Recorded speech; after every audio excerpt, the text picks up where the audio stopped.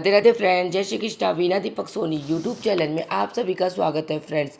आप सब फ्रेंड्स, जैसे कि हम सभी जानते हैं, अब अधिक मास के कुछ ही दिन बाकी है। अगर आपने अभी तक कोई भी हवन, पूजा पाठ, दान पुण्य, दीप दान वगैरह नहीं किए तो अभी भी समय है। अभी अधिक मास का जो अंतिम दिन है वो 15 जून का है और 15 जून की अमावस्या है। तो उस दिन अधिक मास, अगर इस दिन हम हवन करते हैं, क्योंकि 15 जून को हमारा अधिक मास का महीना समाप्त हो जाता है और इस दिन हम अगर अमावस्या तिथि पड़ रही है, अगर हम कुछ हवन करते हैं तो घर में अपने तो बहुत अधिक फायदा होगा। देखिए, हिंदू धर्म में अधिक मास का मतलब पुरुषोत्तम मास के दौरान हवन करना अत्यंत फलदायी माना जाता है। इस पवित्र महीने में हवन करने से कई गुना पुण्य की प्राप्ति होती है, वातावरण भी शुद्ध होता है और मानसिक शांति भी मिलती है और घर में नेगेटिविटी दूर होकर पॉजिटिविटी आती है। साथ ही साथ भी सभी कष्टों और बाधाओं से हमें जो है मुक्ति मिलती है। और देखिए, अगर हम जो है जैसे पूर्णिमा हुई या फिर अमावस्या हुई, इस दिन अगर हम जो हवन करते हैं, उस दिन हवन करने से हमारे घर के पितरों की भी तृप्ति होती है। तो हमारे जो पितर हैं वो भी तृप्त हो जाते हैं। तो इससे अच्छी बात और क्या हो सकती है। अगर हम तुलसी की सूखी काष्ठ से हवन करते हैं भगवान विष्णु का, तो इस महीने में जैसे कि जो जेठ के महीने में पुरुषोत्तम माह जब पड़ता है, तो इसमें भगवान विष्णु की पूजा का विधान है। अगर इस महीने में हम सूखी हुई तुलसी की जो काष्ठ होती है उससे हवन करेंगे तो इससे तो अच्छी बात और कोई हो ही नहीं सकती। तो इसके लिए हम सबसे पहले देखिए, तुलसी की हमने मोटी मोटी लकड़ियाँ को छाट लिया है। अगर आपके पास जैसी भी तुलसी की काष्ठ हो वह आप ले लीजिए। हवन सामग्री ले लेंगे, हवन कुंड ले लिया है। हवन सामग्री में मैंने कुछ सामग्री डाली है, जैसे कि गूगल डाल दिया, लौंग डाल दी, पीली मैंने सरसों डाल दी। इसके साथ हवन सामग्री मैंने ये सारी सामग्री डाल दी है। थोड़ी सी इलायची डाल देंगे और ये सब डाल के मैंने यहाँ इसमें सब चीज़ें मिक्स कर ली है। मैंने ले लिया है चंदन, तो आप हरी चंदन ले या फिर आप रोली भी ले सकते हैं, तिल भी ले सकते हैं। एंड तो देखिए, तिल को हम प्रयोग कब करेंगे, नहीं तो चावल का भी उपयोग कर सकते हैं। अगर अमावस्या वाले दिन कर रहे हैं तो अगर आप यह पुरुषोत्तम मास के अंतिम दिन करके करेंगे, मतलब 15 तारीख को करेंगे, तो आप तिल चावल जो मर्जी है यूज़ कर सकते हैं। यहाँ मैंने हवन कुंड जिसमें पूजा करनी है, आप चाहे तो सीधा ज़मीन पे भी इस पूजन को कर सकते हैं, हवन को कर सकते हैं। तो ये अपने मंदिर के सामने बैठ के ही, या फिर अगर आपको लगता है मंदिर वाला रूम आपका बंद है, धुआं बहुत ज़्यादा हो जाएगा, तो आप खुले में भी कर सकते हैं इसको। तो यहाँ पर देखिए, पूजा वगैरह करने के बाद मैं हवन कर रही हूँ। तो यहाँ पर मैंने हवन कुंड ले लिया। कुंड को पहले मैं पूजूंगी। अगर आप सीधा ज़मीन पे हवन रख रहे हैं तो हवन पहले उस जगह को शुद्ध कर ले, थोड़ा सा पूज ले, हल्दी रोली अक्षत से डाल के पूजन कर ले। और हवन कुंड को भी हमें पूजन करना होता है। देखिए, हम कपूर की जगह ना एक देसी घी की बाती ले ले ताकि रोशनी हो जाए और अच्छे से हमारी जो कास्ट है जल जाए। वैसे पतली कास्ट लेनी चाहिए, जल्दी जल जाती है। तो मैंने थोड़ी मोटी ही कास्ट ली है लकड़ियाँ, ताकि वह हवन हमारा आराम से हो सके। हमें जितनी भी देवी देवता के नाम इसकी आहुतियाँ जानना चाहते हैं सभी को आराम से दे सकते हैं।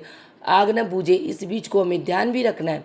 तो यहाँ पर देखिए, मैं सारी लकड़ियों को मोटी मोटी जितनी भी लकड़ियाँ उनको नीचे देखूंगी ताकि वो आग पकड़ रही है, क्योंकि ऊपर की जो पतली लकड़ियाँ होगी वह जल्दी से जल जाएगी, तो नीचे थोड़ा आग बनी रहेगी। इसलिए तो मैंने सारी लकड़ियों को अच्छे से रख लिया है। तुलसी की जो सूखी काष्ठ है मैंने उनको अच्छे से रख लिया है। आपको यह इस चीज़ का ध्यान रखना है कि तुलसी की सूखी ही काष्ठ होनी चाहिए। यह नहीं कि आपको सामने देखा इस वीडियो को और फिर किसी की भी वीडियो देखी हो तो आपने चटनी करने लग जाए तुलसी जी की, इसमें चाटने लग जाए। ऐसा नहीं करना। अगर आपके घर में है तो आप कर ले, नहीं तो ज़रूरी नहीं है, आप किसी भी लकड़ी से कर सकते हैं। जो वन में इस्तेमाल होती है उन लकड़ियों से भी कर सकते हैं। मैंने मन में भाव होना चाहिए, में पूजा का भाव सच्चा होना चाहिए। बस पूजा में हर तरह से स्वीकार की जाती है, कर लेते हैं हमारे भगवान। तो यहाँ पे देखिए, सबसे पहले मैं 5 आहुतियाँ दूंगी। ये जो है देवी देवताओं की दूंगी 5, जैसे गौरी गणेश जी की, ब्रह्मा हो गए, साथ में हमारे कुल देवी कुल देवता हनुमान जी, इनकी 5 आहुतियाँ में सबसे पहले देसी घी की देनी है। ठीक है, जब अब हमें जैसे कि जिस भी देवी देवता की देना चाहते हैं, जैसे अभी विष्णु भगवान की देंगे, तो हमको जो भी आपको विष्णु भगवान का मंत्र आता है, आसान सा मंत्र आप बोलते हो, इसमें जो है अग्नि में 108 आहुतियाँ दे सकते हैं उनके नाम की, 51 दे सकते हैं, 21 दे सकते हैं, 11 दे सकते, तो जितनी भी देर आप बैठ सकते हैं उस हिसाब से आप दे, जितनी आपके पास सामग्री हो, आपको लग रहा है कितनी देर तक जाप कर सकते हैं उनके नाम की आहुतियाँ हम इसमें चढ़ा सकते हैं अग्नि में हवन कर सकते हैं। तो आप उतनी देर तक कर सकते हैं, जैसे कि मान लीजिए 108, 21, 51 या 11, ठीक है। तो आप जैसे कि आप बोल सकते हैं हरे कृष्णा, आपकी जो जैसे हरे कृष्णा हरे कृष्णा हरे कृष्णा, जैसे कृष्ण जी की कोई मंत्र है तो कृष्ण जी का मंत्र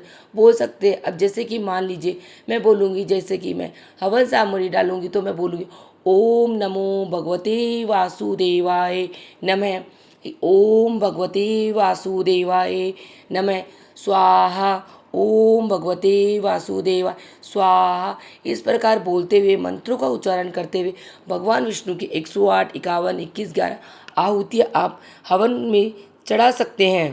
इस तरीके से हम मंत्र बोलते हुए अग्नि में जो है हवन सामग्री डालते जाएंगे, साथ में देसी घी का आचमन भी करते जाएंगे। तो हवन सामग्री जब हम डाल रहे हैं तो हर हर हवन हम सामग्री साथ, जैसे कि मन में एक हवन सामग्री एक बार डाली मैंने, भगवान विष्णु का नाम लिया, तो उसके बाद हमें आचमन भी साथ साथ करना है। तो जितनी बार अगर आप 108 बार हवन सामग्री डाल रहे तो भगवान विष्णु को मंत्र बोल रहे हैं, तो हमें साथ में उतनी बार ही हमें जो देसी घी की आचमन भी करना है, चाहे एक बूंद देसी घी डालें लेकिन डालना ज़रूर है।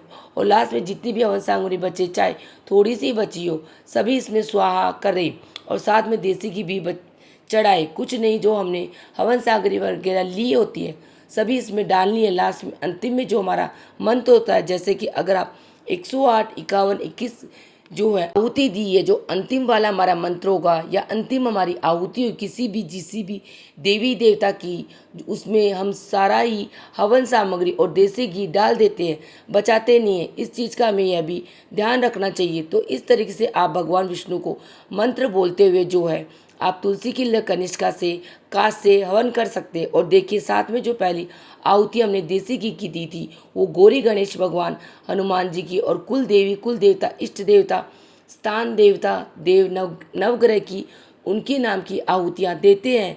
पहले उनके नाम की ही देते हैं, ठीक है, उनके नाम की ही हम आहुतियाँ देसी घी की देंगे। उसके बाद जिस भी देवी देवता के मंत्रों का जाप करना चाहते हैं या उनके नाम का हवन कर रहे हैं उनके नाम की आप दे सकते हैं। तो इस तरीके से आप ये जरूर करें। तो देखिए 15 तारीख को अमावस्या सोमवती अमावस्या है, तो इस दिन अगर आप हवन करते हैं उद्यापन वाले दिन, तो अधिक मास का जो सबसे अच्छी बात और कोई हो ही नहीं सकती फ्रेंड्स। इस तरीके से आप हवन कर सकते हैं छोटा सा। उसके बाद में आप जो भी भोग प्रसाद होता है, कहा जाता है जो भी भोग प्रसाद होता है अग्नि में समर्पित करने से सीधा देवताओं को समर्पित होता है। तो आप सोमवती अमावस्या के दिन जो भी भोग प्रसाद बनाए वह भी भोग प्रसाद हवन में जरूर चढ़ाए। उसके बाद में थोड़ा सा जल लेकर अपने सीधे हाथ में थोड़ा सा हवन के ऊपर से घुमाकर नीचे छोड़ दे। इस प्रकार हमारी पूजा का आचमन हो जाता है और हवन हमारा पूर्ण और संपन्न हो जाता है। तो इस प्रकार आप हवन जरूर करें उद्यापन वाले दिन अधिक मास का, तो उससे अच्छी बात और कोई हो ही नहीं सकती है। तो फ्रेंड्स इस तरीके से आप हवन कर सकते हैं छोटा सा। चाहे तो आप हर महीने पूर्णिमा को भी यह कर सकते हैं, लेकिन जो अधिक मास के महीनों में जो तुलसी की काश से जो हवन होता है यह सबसे ज़्यादा अच्छा और लाभकारी होता है। तो आप जरूर करें। इसका दीपदान भी कर सकते हैं हम, और बहुत सारे उपाय होते हैं तुलसी की काश के, आप वह कर सकते हैं। तो फ्रेंड्स अगर आपको कुछ भी जानना हो पूछना हो तो आप मुझसे कमेंट करके पूछ सकते हैं। तो आज की वीडियो में इतना ही। मैं मिलती हूँ फिर आपको अगली वीडियो में। आपको मेरा वीडियो यूज़फुल लगा तो प्लीज़ वीडियो को लाइक कर लेना, चैनल को सब्सक्राइब कर लेना। फिर मिलते हैं किसी और वीडियो में, तब तक जय श्री कृष्णा, राधे राधे।